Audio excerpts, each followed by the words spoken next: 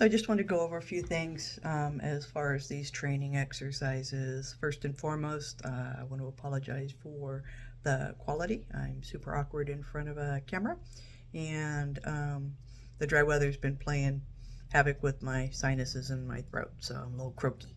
Um, the biggest thing when you're working with dogs like Atlas, and these exercises kind of apply to dogs throughout the shelter system because they're under so much stress that they don't need excitement. Their bodies are currently always just under such a stress level in their kennels. Even if they're calm and they're quiet in their kennels, the noise, the clanking, the cleaning, everything is a stressor to them.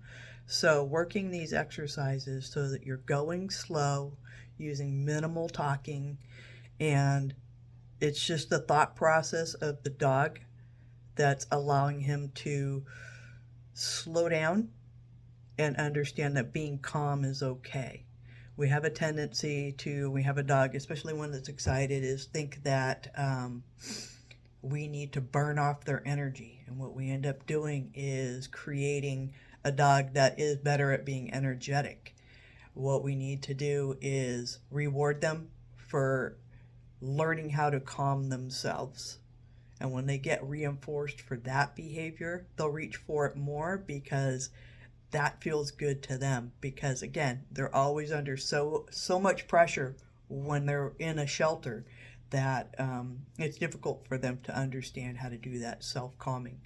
Um, One of the things you really have to look at when you're working with a dog, again, like with Atlas, I've worked with a ton of dogs like this over the years, and it's understanding that when they're excited and especially anxious, is that we have a tendency to, we feel what they're feeling, because a lot of people are working with animals, they're empathetic, so we feel what they're feeling, but we don't take it and change it into something else. We kind of deflect it back to them.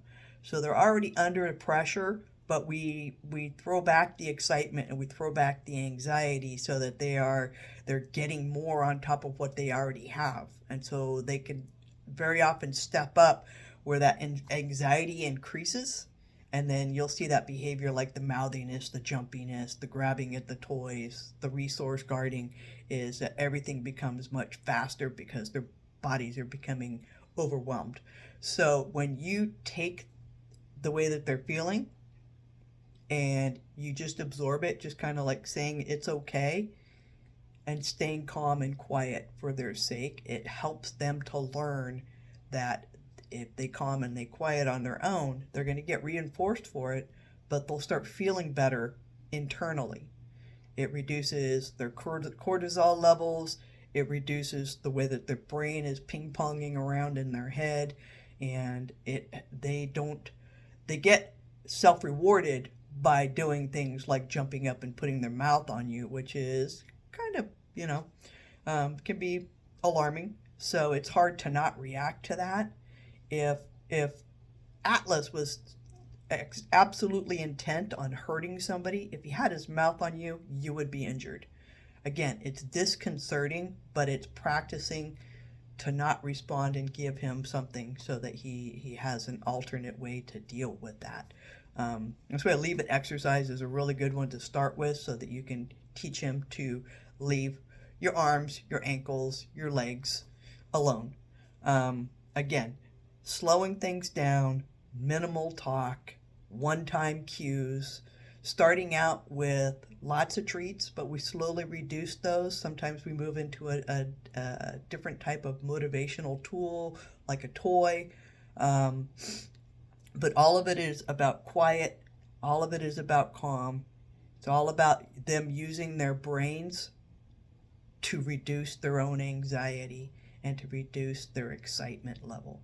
And so practicing, these are simple exercises and you use them in general obedience all the time, but the way that we're going to use them gives a different effect other than teaching general obedience. You have the aside that we've got the dog's learning really good skills, but the main purpose of all of these exercises is to help him reduce that anxiety. Obviously, he's lived with somebody. He's been through a lot in the last couple months.